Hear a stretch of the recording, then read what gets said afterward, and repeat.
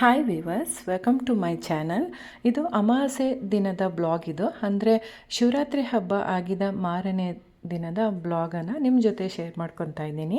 ಹೊಸದಾಗಿ ನನ್ನ ಚಾನಲನ್ನು ನೋಡ್ತಿದ್ರೆ ಪ್ಲೀಸ್ ವೀವರ್ಸ್ ಸಬ್ಸ್ಕ್ರೈಬ್ ಮಾಡ್ಕೊಳ್ಳಿ, ಹಾಗೆ ನನ್ನ ಚಾನಲಿಗೆ ಸಪೋರ್ಟ್ ಮಾಡಿ. ಬೆಳಿಗ್ಗೆನೇ ಹೊಸ್ಲನ್ನು ಒರೆಸ್ಕೊಂಡು ಅರಿಶಿನ ಕುಂಕುಮ ಹಚ್ಚಿ ಒಂದು ಸಿಂಪಲ್ಲಾಗಿ ರಂಗೋಲಿಯನ್ನು ಬಿಡಿಸ್ತಾ ಇದ್ದೀನಿ. ನಿಮಗೆ ಇಷ್ಟ ಆಗಿದರೆ ಪ್ಲೀಸ್ ಒಂದು ಲೈಕ್ ಮಾಡಿ, ಹಾಗೆ ಕಮೆಂಟ್ ಮಾಡಿ ತಿಳಿಸಿ. ಇವತ್ತು ಅಮಾವಾಸ್ಯೆ ದಿವಸ ನಾನೊಂದು ಪರಿಹಾರನ ಮಾಡ್ಕೊತಾ ಇದ್ದೀನಿ, ಅದನ್ನು ನಿಮ್ಮ ಜೊತೆ ಶೇರ್ ಮಾಡ್ಕೊತೀನಿ. ಈ ಪರಿಹಾರ ಮಾಡೋದ್ರಿಂದ ನಮ್ಮ ಮನೆಯಲ್ಲಿ ಏನಾದರೂ ಕೆಟ್ಟ ದೃಷ್ಟಿ ಇದ್ದರೆ, ನಮ್ಮ ಮೇಲೆ ಒಂದು ಕಣ್ಣು ದೃಷ್ಟಿ, ಜನಗಳ ದೃಷ್ಟಿಯಾಗಿ ಏನಾದರೂ ಬಿದ್ದಿದ್ರೆ ಅದನ್ನು ಈ ಪರಿಹಾರ ಮಾಡೋದ್ರಿಂದ ಕ್ರಮೇಣವಾಗಿ ಕಡಿಮೆ ಆಗುತ್ತಾ ಹೋಗುತ್ತೆ. ಮನೆಯಲ್ಲಿ ಆವಾಗವಾಗ ಜಗಳ ಆಗ್ತಾ ಇದ್ದರೆ, ಮಕ್ಕಳು ಹೇಳಿದ ಮಾತು ಕೇಳೋದಿಲ್ಲ, ಮಕ್ಕಳು ತುಂಬ ರಚ್ಚೆ ಹಿಡಿತಾ ಇದ್ದರೆ, ಮತ್ತು ಪದೇ ಪದೇ ಮನೆಯಲ್ಲಿ ಸಣ್ಣ ಪುಟ್ಟ ವಿಷಯಕ್ಕೂ ಜಗಳಗಳು ಆಗ್ತಾಯಿದ್ರೆ, ಗಂಡ ಹೆಂಡತಿಯರ ಮಧ್ಯೆ ವೈಮನಸ್ಸು, ಪದೇ ಪದೇ ಜಗಳಗಳು ಆಗ್ತಿದ್ರೆ ಈ ಒಂದು ಪರಿಹಾರವನ್ನು ಮಾಡ್ಕೊಳ್ಳಿ. ಇದನ್ನು ತಿಂಗಳಲ್ಲಿ ಒಂದು ಸಲ ಅಥವಾ ಮಂಗಳವಾರ, ಶುಕ್ರವಾರ, ಅಮಾವಾಸ್ಯೆ, ಹುಣ್ಣಿಮೆ ದಿವಸ ಮಾಡೋದ್ರಿಂದ ಕ್ರಮೇಣವಾಗಿ ನಮ್ಮ ಮನೆಯಲ್ಲಿ ಒಂದು ಪಾಸಿಟಿವ್ ವೈಬ್ರೇಷನ್ ಅನ್ನೋದು ಬರುತ್ತೆ. ಈಗ ನಾನು ಮನೆ ಒರೆಸಿ ಗೂಡಿಸಿ ಎಲ್ಲ ಕ್ಲೀನಿಂಗ್ ಎಲ್ಲ ಮುಗಿಸ್ಕೊಂಡು ಸ್ನಾನ ಮಾಡಿ ಈಗ ಪೂಜೆಯನ್ನು ಮಾಡ್ತಾಯಿದ್ದೀನಿ.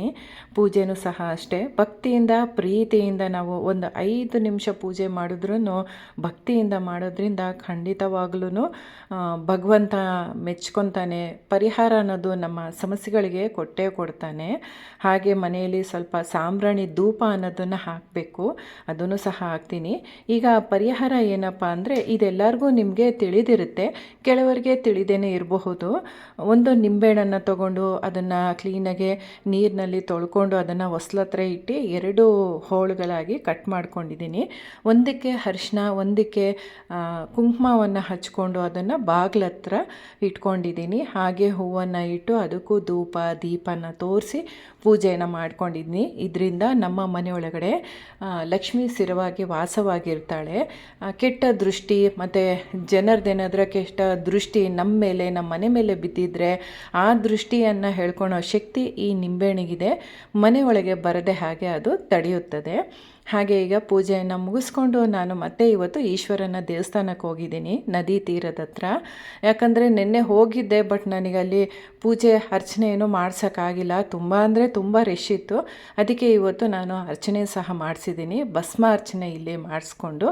ಹಾಗೆ ಬರ್ತಾ ಅಲ್ಲಿ ಪ್ರಸಾದ ಕೊಡ್ತಾಯಿದ್ರು, ವೆಜಿಟೇಬಲ್ ಪಲಾವ್ ಮಾಡಿದರು, ಹಾಗೆ ಗೋಧಿ ನುಚ್ಚಿನ ಪಾಯಸ ಮಾಡಿದರು.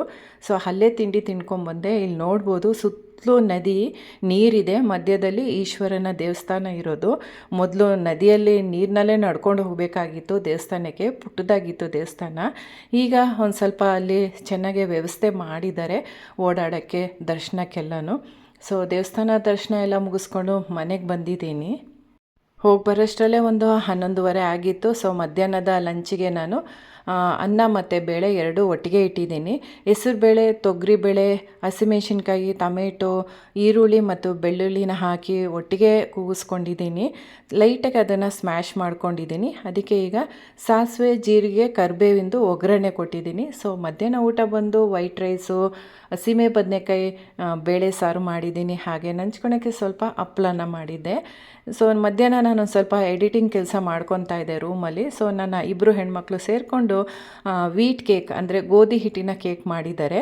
ಅದಕ್ಕೆ ಗೋಧಿ ಹಿಟ್ಟು, ಖರ್ಜೂರ, ಬೆಲ್ಲ, ಹಾಲು ಮತ್ತು ಬೇಕಿಂಗ್ ಸೋಡಾ, ಈನೋ ಇದನ್ನೆಲ್ಲ ಇಂಗ್ರೀಡಿಯೆಂಟ್ಸನ್ನೆಲ್ಲ ಬಳಸ್ಕೊಂಡು ಅವರು ಕೇಕನ್ನು ಮಾಡಿದ್ದಾರೆ. ತುಂಬ ಅಂದರೆ ತುಂಬ ಚೆನ್ನಾಗಿ ಬಂದಿತ್ತು. ಇಲ್ಲಿ ನೀವೇ ನೋಡ್ಬೋದು, ತುಂಬ ಸಾಫ್ಟಾಗಿ ಫ್ಲಫಿಯಾಗಿ ಬಂದಿತ್ತು ಕೇಕು. ಹೇಗೆ ಮಾಡೋದು ಅಂತ ನೆಕ್ಸ್ಟ್ ಬ್ಲಾಗಲ್ಲಿ ನಿಮ್ಮ ಜೊತೆ ನಾನು ಶೇರ್ ಮಾಡ್ಕೊತೀನಿ. ಸೊ ಇದಾಗಿತ್ತು ಇವತ್ತಿನ ನನ್ನ ರೊಟೀನು. ಇಷ್ಟ ಆಗಿದರೆ ಒಂದು ಲೈಕ್ ಮಾಡಿ, ಹಾಗೆ ಕಮೆಂಟ್ ಮಾಡಿ ತಿಳಿಸಿ. ಬಾಯ್.